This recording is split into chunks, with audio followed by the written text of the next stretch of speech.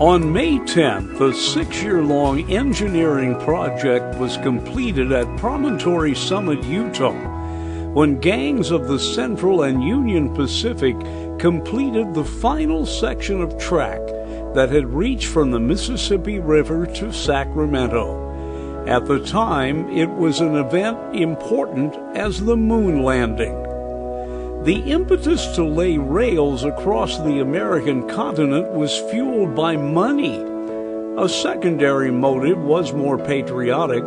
Before the railroad was completed, the trip to California and other points in the West took 8 months. The railroad cut the travel to a week, but it was a jarring, rough week on a train that often stopped to refuel and re-water.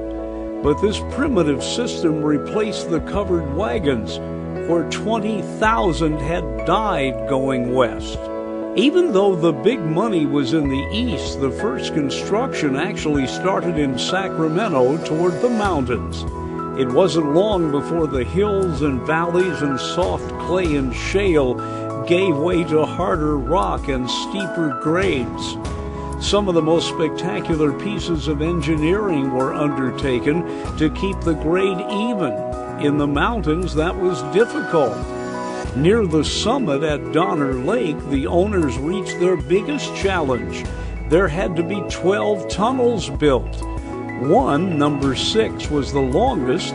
Its east end was 30 feet lower than the western entrance, and there was a curve in it. In spite of all of that, the tunnel was first holed through in the summer of '67, 2 years of miserable work, but it was only 2 inches off.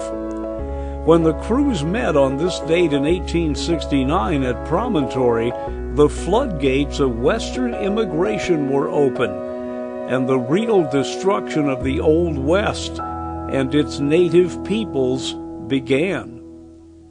I'm Dennis Daly.